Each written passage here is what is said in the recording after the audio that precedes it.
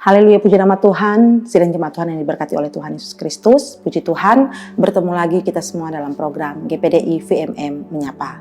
Mari kembali kita mau baca renungan firman Tuhan kita pada saat ini. Kita buka bersama-sama dalam Injil Yohanes pasalnya yang ke-21, kita baca di ayatnya yang ke-15. Sekali lagi, Injil Yohanes pasalnya yang ke-21, kita baca di ayatnya yang ke-15. Dengan perikop, gembalakanlah domba-dombaku. Di dalam nama Tuhan Yesus Kristus, sesudah sarapan, Yesus berkata kepada Simon Petrus, "Simon, anak Yohanes, apakah engkau mengasihi aku lebih daripada mereka ini?" Jawab Petrus kepadanya, "Benar Tuhan, engkau tahu bahwa aku mengasihi engkau." Kata Yesus kepadanya, "Gembalakanlah domba-dombaku." Haleluya.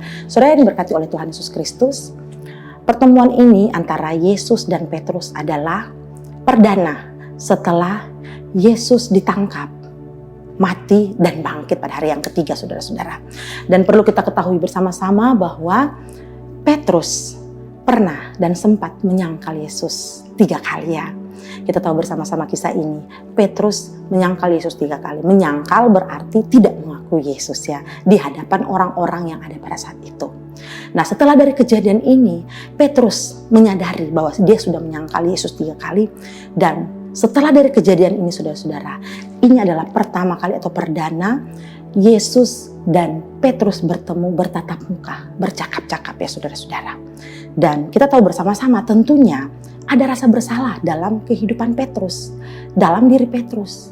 Karena apa? Dia merasa bahwa dia sudah melakukan hal yang tidak dikehendaki oleh Tuhan. Terlebih Yesus ya pada saat itu. Dan tentu Yesus yang maha tahu akan keadaan itu. Sehingga apa yang Yesus lakukan? Yesus membuat inisiatif untuk memanggil Petrus untuk melakukan pemberesan ya saudara-saudara. Agar supaya tidak ada yang menjadi beban dalam kehidupan Petrus karena dia sudah menyangkal Yesus, dan tentunya ada penyelesaiannya, kira-kira seperti itu. Nah, saudara yang berkati oleh Tuhan Yesus Kristus, di sini kita melihat bahwa dalam percakapan ini Yesus bertanya kepada Petrus sebanyak 3 kali. Dan di sini Yesus tidak memanggil lagi dengan sebutan nama Petrus, tetapi Simon anak Yohanes. Simon anak Yohanes, apakah engkau mengasihi aku? Saudara yang diberkati oleh Tuhan Yesus Kristus, kalau kita mau belajar bersama-sama tentang kata kasih, mengasihi ya saudara-saudara, kita tahu bersama-sama bahwa dalam bahasa Yunani kata kasih itu ada 4 ya, dibagi dalam 4, yaitu kasih storge, kasih philia, kasih eros, dan kasih agape. Nah saudara-saudara, kalau kita belajar bersama-sama ini, kita boleh melihat bahwa ketika Yesus bertanya, "Simon anak Yohanes, apakah engkau mengasihi aku?" Kasih ini kalau dalam terjemahan asli dikatakan bahwa apakah engkau agape, mengasihi dengan agape kepada Yesus, saudara-saudara.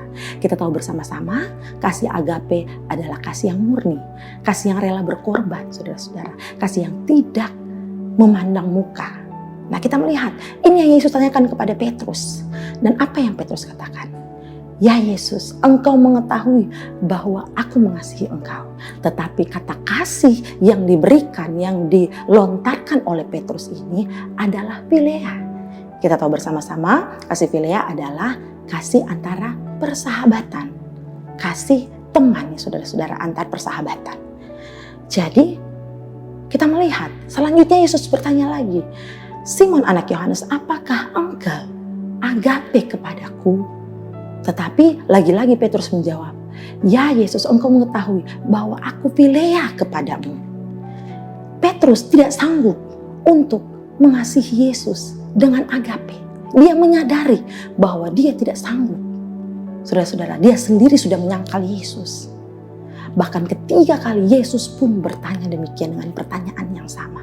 Dan dengan sedih hati Petrus menjawab bahwa engkau tahu Yesus bahwa aku philia kepadamu. Dia mengasihi Yesus hanya sebagai sahabat, saudara-saudara. Saudara yang diberkati oleh Tuhan Yesus Kristus, Yesus yang sudah datang ke dalam dunia ini rela memberikan nyawanya.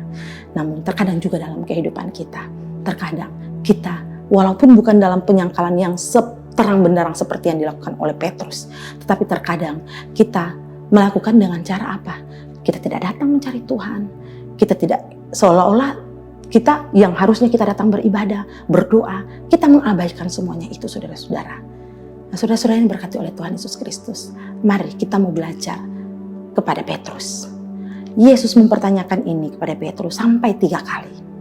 Tetapi Yesus tetap mengasihi Petrus dan dia berkata, ikutlah aku.